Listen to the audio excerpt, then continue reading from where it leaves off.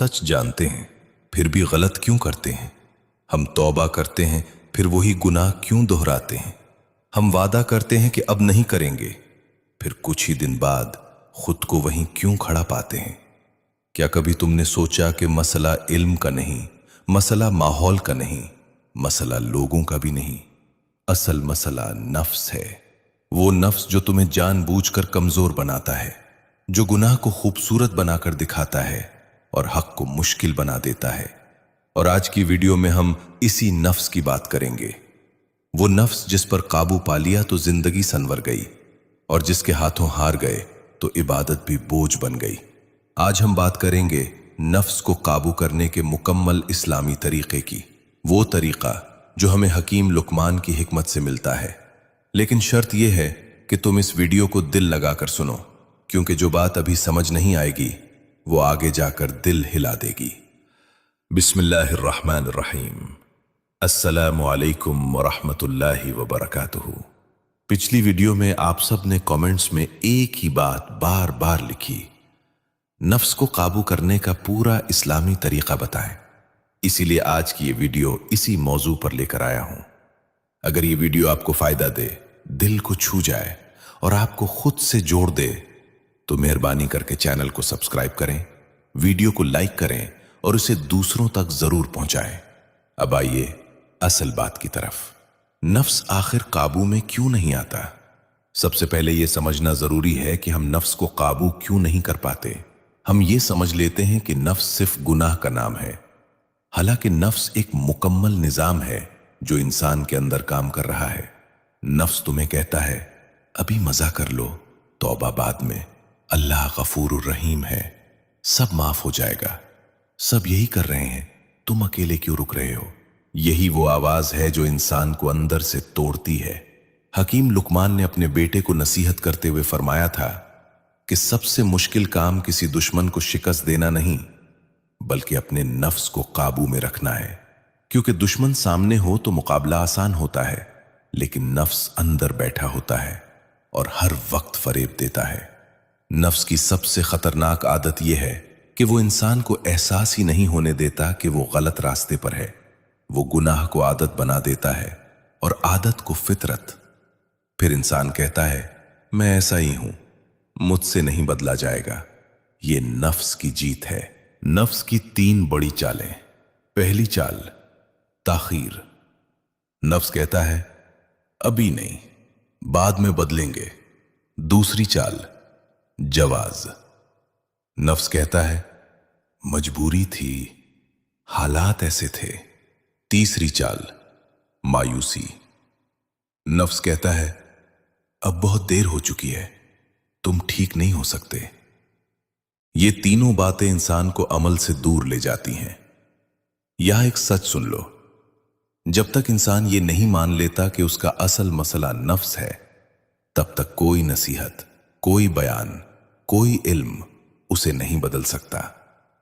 हकीम लुकमान की हिकमत यही थी कि उन्होंने सबसे पहले इंसान को उसके नफ्स से आगाह किया। एक लम्हा खुद से सवाल किया, तुम वाकई अल्लाह की नाफरमानी करना चाहते हो या फिर तुम्हारा नफ्स तुम्हें धकेल रहा है? अगर तुमने इस फर्क को समझ लिया तो आधा इलाज हो गया। लेकिन असल सवाल यह है, नफ्स को काबू करने की शुरुआत कहां से होती है? वो पहला कदम कौन सा है जो इंसान को बदलना शुरू कर देता है? ये राज मैं अगले हिस्से में खोलने वाला हूं, और वो हिस्सा तुम्हें तुम्हारे ही अंदर ले जाएगा। अगर तुमने ये हिस्सा समझ लिया तो दूसरा हिस्सा छोड़ना मुमकिन नहीं होगा।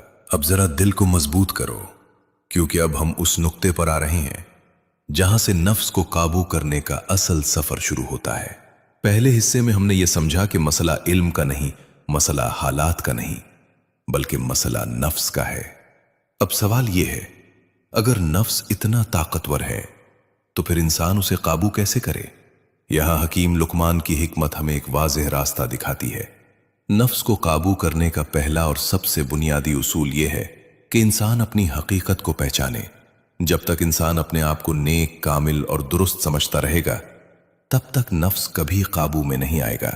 हकीम लुकमान ने अपने बेटे को सबसे पहली नसीहत यही की कि इंसान खुद को बड़ा ना समझे, क्योंकि खुद को बड़ा समझना नफ्स की सबसे बड़ी ग़िज़ा है।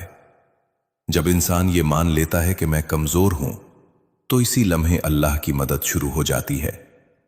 नफ्स हमेशा ये चाहता है कि तुम खुद को दुरुस्त समझो और दूसरों को गलत। वो तुम्हें यह एहसास दिलाता है कि तुम्हारी नीयत अच्छी है, इसलिए अमल की कमी कोई मसला नहीं। लेकिन याद रखो, अच्छी नीयत बगैर अमल के नफ्स का एक और धोखा है। नफ्स को कमजोर करने का दूसरा उसूल ख्वाहिशात पर रोक है। यह बात बहुत तल्ख है लेकिन सच है कि हर गुनाह की जड़ बेकाबू ख्वाहिश है। जब दिल चाहे और तुम फौरन मान जाओ तो समझ लो कि नफ्स जीत गया, और जब दिल चाहे मगर तुम रुक जाओ तो समझ लो कि नफ्स कमजोर हो रहा है। यही वो मकाम है जहां इंसान टूटता भी है और बनता भी है। हकीम लुकमान की हिकमत यही थी कि उन्होंने ख्वाहिश को दुश्मन नहीं कहा बल्कि काबू में रखने वाली चीज कहा, क्योंकि ख्वाहिश अगर काबू में हो तो जिंदगी संवर जाती है, और अगर ख्वाहिश हाकिम बन जाए तो इबादत भी बोझ लगने लगती है। नफ्स को काबू करने का तीसरा उसूल खामोशी है। आज का इंसान बोलता बहुत है, सफाइयां बहुत देता है, अपने गुनाहों के जवाज बहुत बनाता है, लेकिन खामोशी नफ्स को सबसे ज्यादा तकलीफ देती है। जब तुम बोलने की ताकत रखते हो मगर खामोश रहते हो तो नफ्स टूटता है। जब तुम बदला ले सकते हो मगर मुआफ कर देते हो तो नफ्स जलता है, और यही जलना नफ्स की कमजोरी है। नफ्स को काबू करने का चौथा उसूल वक्त की पाबंदी है। नफ्स को सबसे ज्यादा पसंद ताखीर है। वो कहता है नमाज बाद में, तौबा बाद में, बदलना बाद में। लेकिन हकीम लुकमान की हिकमत यह सिखाती है कि जो शख्स वक्त का पाबंद हो जाए उसका नफ्स आहिस्ता आहिस्ता खामोश हो जाता है, क्योंकि नज़्म नफ्स के खिलाफ ऐलान जंग है। अब जरा एक लम्हारा रुक कर सोचो, क्या तुमने कभी अपने नफ्स को नहीं कहा है? क्या तुमने कभी अपनी ख्वाहिश के खिलाफ फैसला किया है?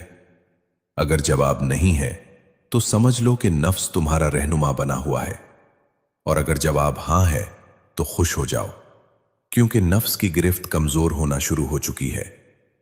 लेकिन यहां एक और खतरनाक बात है जिससे हकीम लुकमान ने खबरदार किया था।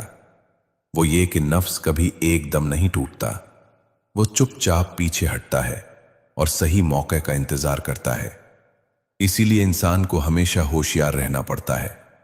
अब सवाल यह है, अगर नफ्स खामोशी, जब्त और नज्म से कमजोर होता है तो फिर वो कौन सी चीज है जो नफ्स को जड़ से हिला देती है? वो कौन सा अमल है जिसके सामने नफ्स बिल्कुल बेबस हो जाता है? ये राज मैं अगले हिस्से में बताने वाला हूं, और वो हिस्सा तुम्हें इबादत की असल रूह से मिलवाएगा। अगर तुमने यहां तक सुना है तो तीसरा हिस्सा तुम्हें खुद से आशना कर देगा। अब जरा तवज्जो से सुनना, क्योंकि अब हम उस मुकाम पर पहुंच रहे हैं जहां नफ्स वाकई टूटना शुरू होता है।